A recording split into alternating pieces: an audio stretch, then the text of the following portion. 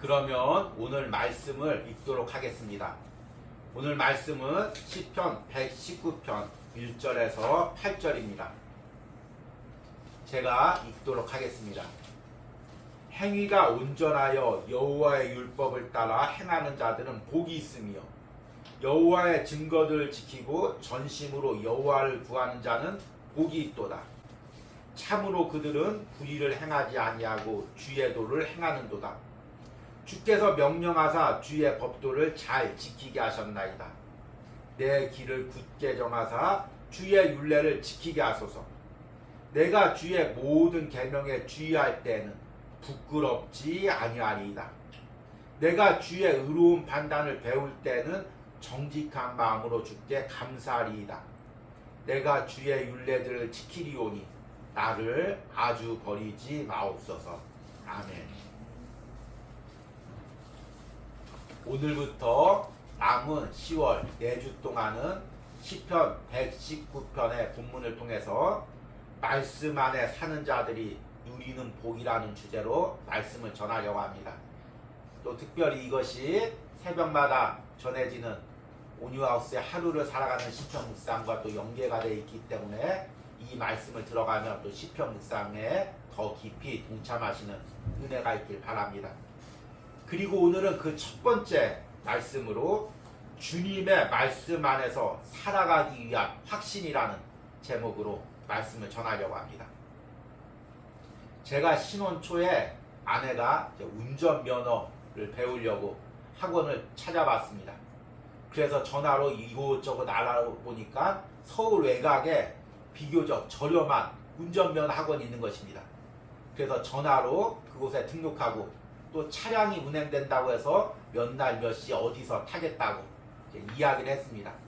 그리고 이제 운전면허 학원을 가기 위해서 나와서 차를 대기하는데 한참이 기다려도 차가 오지 않는 것입니다. 그런데 한참 있다가 낡은 이제 승합차 한 대가 오는 것입니다. 그 승합차에 운전면허 학원이라는 전혀 표시가 없는데 그래서 이 차가 맞나 기다리고 있는데 갑자기 운전석에 창문이 열리더니만 운전사가 운전면허 학원 가시죠. 얼른 타십시오. 그렇게 이야기하는 것입니다. 그래서 제가 얼떨결에 그 운전면허 학원 차를 탔습니다. 그런데 이게 전혀 어디로 가는지 방향도 알 수가 없고 또 이 분위기가 심상치가 않은 것입니다. 그런데 한참을 가다가 또 정차하고 다른 이제 남자가 건장한 남자가 또 승합차에 타는 것입니다. 그때부터 마음이 아내가 너무나 불안한 것입니다. 도대체 이 운전기사가 어디로 가는 건지 도대체 운전면허 학원 가는 것은 맞는 건지 왜 학원은 안 나오는 건지 너무나 불안한 것입니다. 앉아있을 수가 없는 것입니다. 그래서 다급히 운전기사에게 요청을 했습니다. 지금 내가 집에 중요한 것을 놓고 왔으니까 얼른 좀 차를 내려주십시오. 여기서 내리면은 버스도 없고 아무것도 없는데 어떻게 여기서 내려주십니까? 이야기를 해도 급해서 그러니까 빨리 좀 내려달라고 이야기를 하고 후다닥 그것을 내렸습니다. 그리고 집으로 돌아왔고 그 후에 한참을 이제 운전면허 학원을 다른 곳도 가지를 못하고 기다리게 되었습니다. 제 개인적으로는 그곳이 영세한 곳이어도 운전면허 학원이 맞다고 생각이 듭니다. 그런데 타고 있는 아내가 이것이 과연 운전면허 학원을 가는 차인지 확신이 없었던 것입니다. 그래서 끝까지 그 차를 타고 갈 수가 없었던 것입니다. 그 이야기를 제가 들으면서 우리가 신앙생활하는 거, 주의 일하는 거, 또 제가 목회기를 가는 거, 그리고 오늘 주제처럼 우리가 말씀 안에 살며 말씀을 따라가는 것, 이것도 다 이와 같은 이치라고 생각이 들었습니다. 우리는 지금 예수님께서 내 인생을 운전해 가시고 계십니다. 우리는 그 차에 타고 있죠. 내 인생을 그 예수님께 맡기고 있습니다. 지금 예수님께서 앞에 운전대를 잡고 내 인생, 우리 가정, 우리 자녀들을 인도해 가고 있습니다. 그런데 어떻게 그 예수님이 믿을만 하십니까? 그 운전기사가 믿을만 하십니까? 그분이 운전할 때 내 인생을 안전한 곳으로, 축복된 곳으로, 평안한 곳으로 인도할 것이라는 확신이 있습니까? 아니면 그 뒷좌석에 앉아 있으면서도 너무나 불안하지 않습니까? 과연 바로 가고 있는 건지, 그분이 바로 인도하실 건지, 계속 이렇게 인도하다가 고난의 길만 가는 것 아닌지, 어려움만 당하는 것 아닌지 이렇게 불안하고 두려우십니까? 그렇다면은 끝까지 우리가 그 자리에 앉아 있을 수가 없다는 것입니다. 예수님, 나 좀 내려주십시오. 예수님, 나 급한 일이 있습니다. 내가 빨리 내 노력과 내 방법으로 처리해야 될 일이 있습니다. 나 좀 빨리 내려주십시오. 그렇게 내리고 내 방법으로 인생을 살게 되는 것입니다. 우리는 이제 10월 한 달 동안 시편 묵상을 통해서 시편 119편을 묵상하고 있습니다. 앞에서도 이야기했지만 시편 119편은 우리가 그동안 묵상했던 또 앞으로도 묵상할 시편 중에서 가장 긴 시편입니다. 무려 176절로 되어 있습니다. 그런데 이 시편 한 구절 한 구절이 말씀 안에서 살아가는 자, 그들이 어떤 복과 은혜를 누리는지, 그리고 말씀 안에서 살기 위해서는 어떻게 몸부림치며 기도해야 되는지를 너무나 잘 나타내고 있는 말씀입니다. 문제는 이 말씀이 너무나 길어서 또 안내자가 없기에 혼자 묵상하다 보면 앞부분만 묵상하다가 포기하는 경우가 많이 있습니다. 그래서 10월 한 달 동안 하루를 살아가는 시편 묵상을 통해 우리가 시편 119편을 묵상할 때 묵상을 인도하는 저나 여러분들이나 이 묵상에 집중해서 잘 따라오시길 바랍니다. 그래서 원래는 10월 달에 다른 주제로 지금 말씀을 전하려고 계획하고 있었는데 이 시편 119편으로 말씀을 전합니다. 이렇게 제가 말씀을 전하는 이유는 주일 말씀을 통해서 하루하루 들을 때 이해되지 않았던 부분들, 집중되지 않았던 부분들 더 깊게 듣고 우리가 이 시편 묵상에 더 깊게 들어가기 위해서입니다. 여러분들이 한 달 동안 시편 119편을 통해서 말씀 안에 사는 자가 어떤 은혜와 복을 누리는지를 깊게 깨닫고 그 길을 따라가시는 은혜가 있길 바랍니다. 그러면 말씀 안에 살려면 과연 이 말씀 안에 산다는 것, 말씀을 따라간다는 것, 이것이 무엇인지를 깨달아야 됩니다. 이것은 단순히 말씀을 묵상하고 또 말씀을 암기하고 그렇게 산다는 것이 아닙니다. 그 말씀대로 인생을 살아간다는 것입니다. 오늘 시편 119편 1절과 2절에 이렇게 고백합니다. 행위가 온전하여 여호와의 율법을 따라 행하는 자들은 복이 있으며 여호와의 증거들을 지키고 전심으로 여호와를 구하는 자는 복이 있도다. 여기서 1절의 행위 그리고 행하는 자, 이 말의 히브리어 원어의 의미는 발로 땅을 밟는다, 그리고 다리로 길을 걸어간다, 이 의미입니다. 그런데 어떻게 걸어가냐면 여호와의 율법을 따라, 말씀을 따라 그렇게 살아가는 사람은 복이 있으며, 앞에서도 이야기했지만 이 복이 있으며라는 단어는 히브리어의 아쉬레라는 단어입니다. 이것이 2절에도 반복되죠. 여호와의 증거들을 지키고 전심으로 여호와를 구하는 자는 복이 있도다. 복이 있도다 역시 아쉬레라는 같은 말입니다.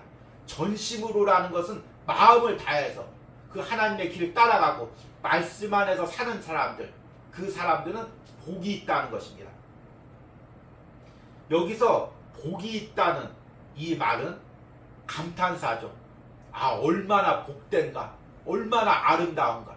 이것은 외적인 아름다움을 이야기하는 것이 아니라 내면의 신앙의 영적인 아름다움을 이야기하는 것입니다.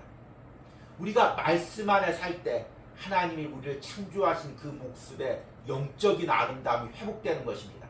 하나님이 우리를 창조하시며 주시기로 약속했던 그 말씀의 복을 누리게 되는 것입니다. 그래서 그 복을 누리고 사는 사람이 아름답다 느껴지는 것입니다.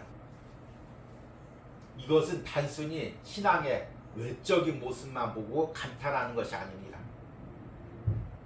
우리가 말씀 안에서 살아간다는 것을 얼핏 이해하면 어떤 이미지가 떠올려지냐면 평화스러운 예배당에서 예배하는 모습, 또 안락한 골방에서 말씀 묵상하는 모습, 그리고 또 기도하는 모습, 이런 모습이 떠올려집니다.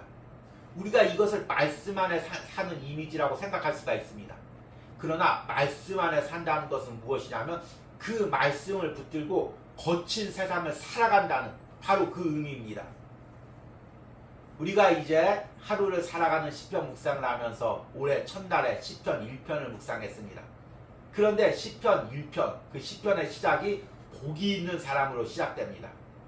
시편 1편 1절에서 2절 말씀을 보니까 복이 있는 사람은 악인들의 꾀를 따르지 아니하며 죄인들의 길에 서지 아니하며 오만한 자들의 자리에 앉지 아니하고 오직 여호와의 율법을 즐거워하여 그의 율법을 주야로 묵상하는도다. 복이 있는 사람, 영적인 아름다움을 가진 사람, 하나님의 말씀에 약속하신 축복을 누리는 사람은 하나님의 말씀을 즐거워하여 주야로 그 말씀을 묵상한다는 것입니다. 그냥 묵상하는 것이 아니라 1절에 보니까 악인들의 꾀를 따르지 아니하며 죄인들의 길에 서지 아니하며 오만한 자들의 자리에 앉지 아니하고, 이것은 실제적인 삶에서 나타나는 그 현상인 것입니다. 말씀을 묵상하고 그 말씀을 대로 살고자 하는 사람은 실제 삶에서 세상 사람들의 그 유혹과 세상의 가치관을 따르지 않는 것입니다. 몸부림치면서 그 말씀대로 살아가는 것입니다. 이것이 마치 거센 풍랑을, 또 거친 그 바람이 부는 바다를 항해하는 것과 같습니다. 풍랑이 일어도 파도가 쳐도 하나님이 지시한 그 말씀의 방향에 따라서 노를 가지고 키를 가지고 배를 운행해 가는 것입니다. 그래서 시편 119편을 보면 그 말씀대로 살기 위한 그 몸부림이 계속해서 언급되어 있습니다. 우리가 이제 내일 묵상할 말씀이죠. 시편 119편 19절에 보니까 나는 땅에서 나그네가 되었사오니 주의 계명을 내게서 숨기지 마소서. 그 다음날 묵상할 말씀입니다. 25절에 보니까 내 영혼이 진토에 붙었사오니 주의 말씀대로 나를 살아나게 하소서. 81절에 나의 영혼이 주의 구원을 사모하기에 피곤하나 나는 주의 말씀을 바라나이다. 시편 119편 중에서 가장 유명한 말씀이죠. 105절에 보니까 주의 말씀은 내 발의 득이요 내 길의 빛이니이다. 제가 지금 시편의 중요한 말씀 4구절을 읽어드렸습니다. 이 말씀을 들으면서 어떤 이미지가 떠올려집니까? 평안한 예배당에서 또는 안락한 골방에서 기도하고 묵상하고 예배하는 이미지가 아니라 거친 세상을 말씀을 붙들고 살아가고 그 세상의 모든 장애문을 뚫고 말씀을 붙들고 앞으로 전진해 나가는 신앙인의 그 열정과 열망이 느껴집니다. 어떻게든 말씀으로 살아가려고 하는 그 몸부림이 느껴집니다. 이렇게 말씀을 붙들고 살아가는 사람이 바로 하나님이 주신 복을 누린다는 것입니다. 그러면 이제 오늘 주제이죠.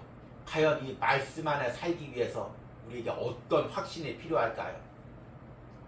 지난 이틀 동안 하루를 살아가는 시편 묵상을 통해서 우리가 말씀 안에서 살아가기 위해서 3가지를 이야기했습니다. 말씀에 대한 간절함, 그리고 말씀에 대한 확신, 그리고 말씀에 대한 즐거움입니다. 그런데 이 중에서 다 중요하지만 가장 중요한 것이 바로 말씀에 대한 확신입니다. 오늘 시편 6절의 말씀 보니까 오늘 신앙의 이 사람이 말씀대로 살 때 하나님이 결코 나를 부끄럽지 않게 한다고 고백을 합니다. 6절 말씀을 보니까 내가 주의 모든 계명에 주의할 때는 부끄럽지 아니하니라. 이 말씀이 얼마나 확신에 찬 말씀입니까? 다시 한번 제가 읽어드리겠습니다. 내가 주의 모든 계명에 주의할 때는 부끄럽지 아니하리다.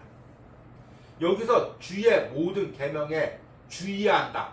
이 주의한다는 말은 히브리어의 나바트라는 단어입니다.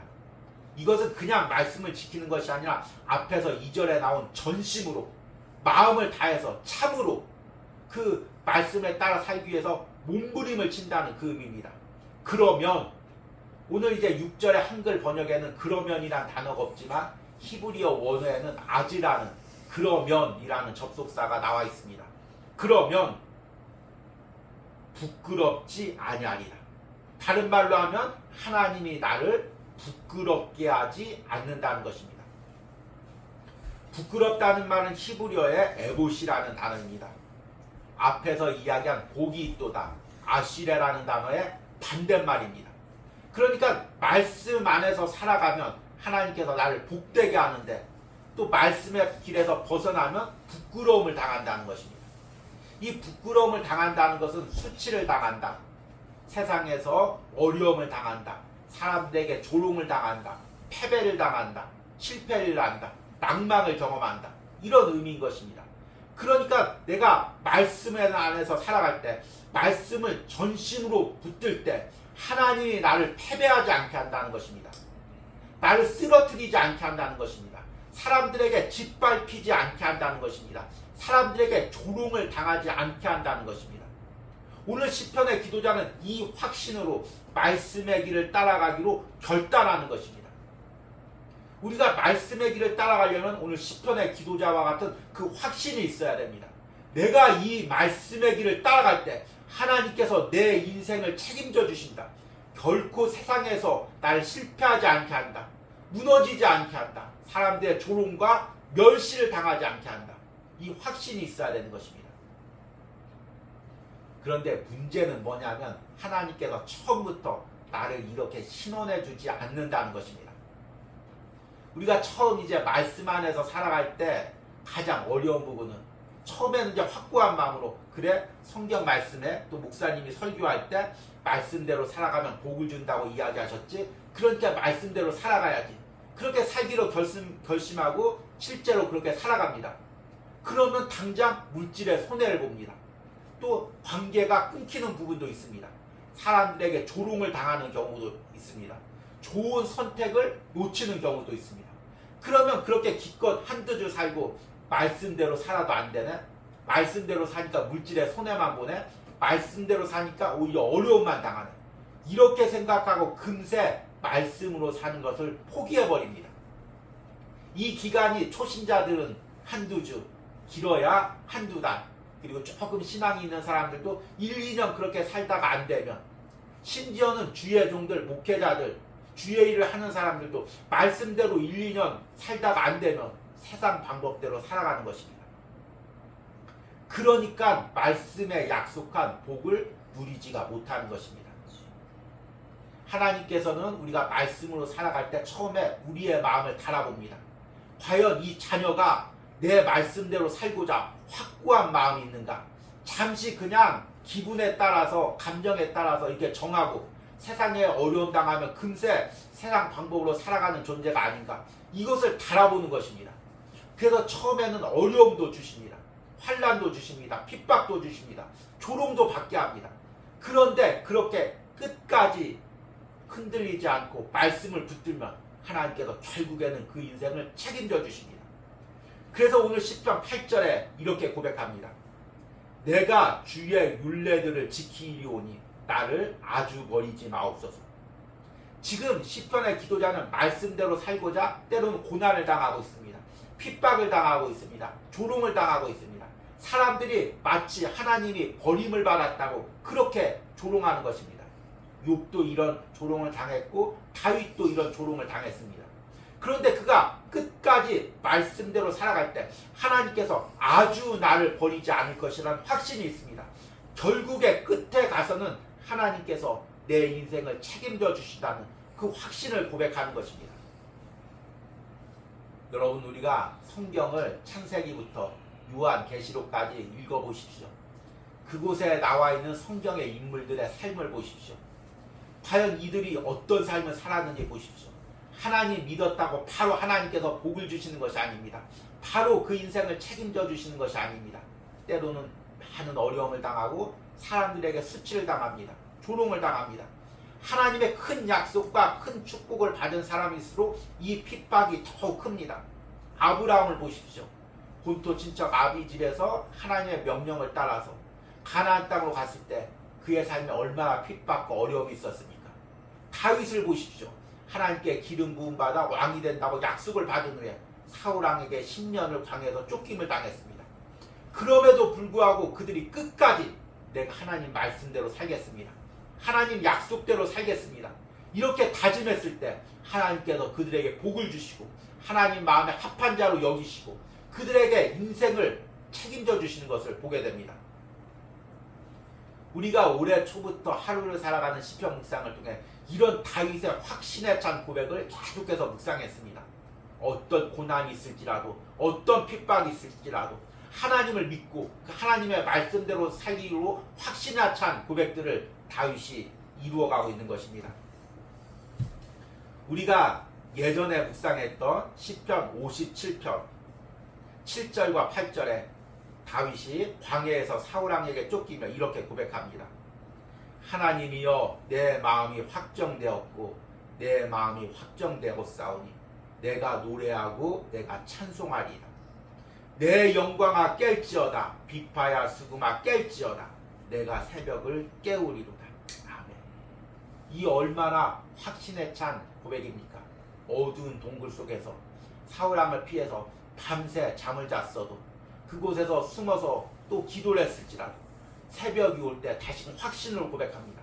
하나님께서 내 인생을 책임져 주신다. 그리고 잠자는 자신의 영혼을 깨웁니다. 일어나서 찬양해라. 하나님께서 그 다윗의 확신에 찬 고백을 통하여 그를 사울왕의 손에서 다 벗어나게 하시고 결국에는 하나님의 왕으로 세우셨습니다.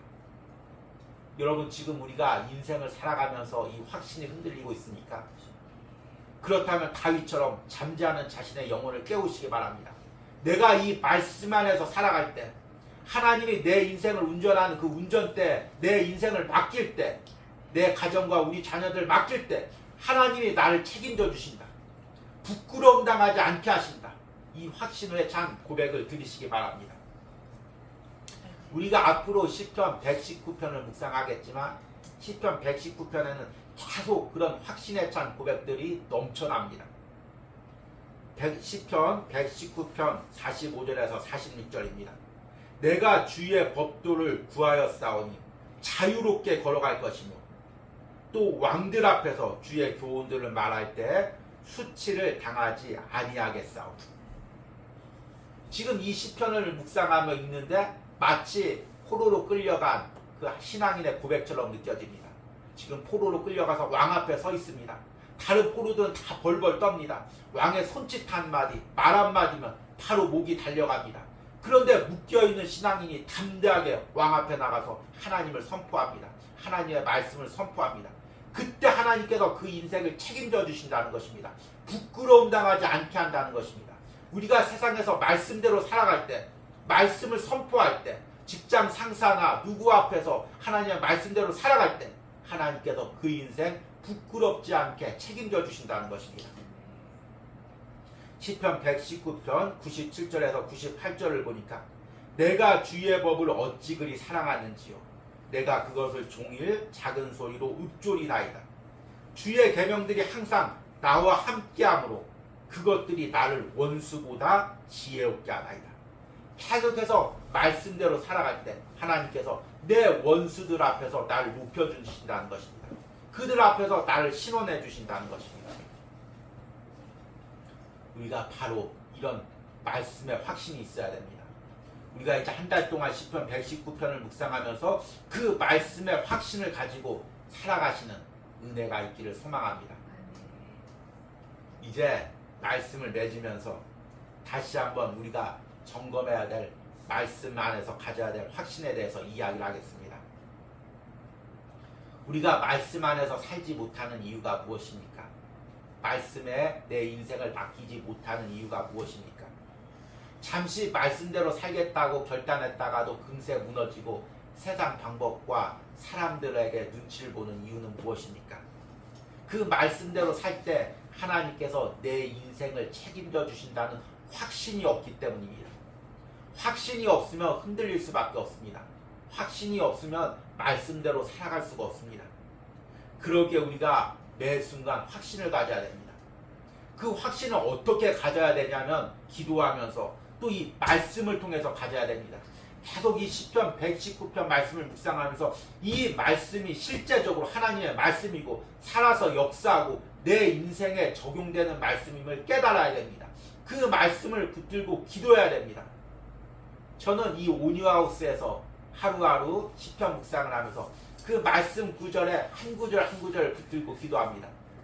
최근에 가장 은혜를 누렸던 것이 시편 118편입니다. 6절에 보니까 여호와는 내 편이시라 내가 두려워하지 아니하리니 사람이 내게 어찌할까. 17절에 내가 죽지 않고 살아서 여호와께서 하시는 일을 선포하리라. 최근에 이 두 구절을 붙들고 기도합니다. 하나님은 내 편이시라. 사람이 내게 어찌할까? 내가 살아서 죽지 않고 하나님의 영광을 선포하리라. 계속해서 이것을 되뇌이며 기도하고 있습니다. 시편 119편을 묵상하면서도 여러분들 하나님이 주신 말씀을 그 확신에 차서 붙들어서 기도하면서 붙들고 그것으로 세상을 살아가시는 은혜가 있기를 간절히 소망합니다. 그래서 말씀에 약속하신 그 복을 오늘 말씀을 듣는 여러분들과 여러분들의 가정, 자녀들이 다 누리시는 은혜가 있기를 축복합니다.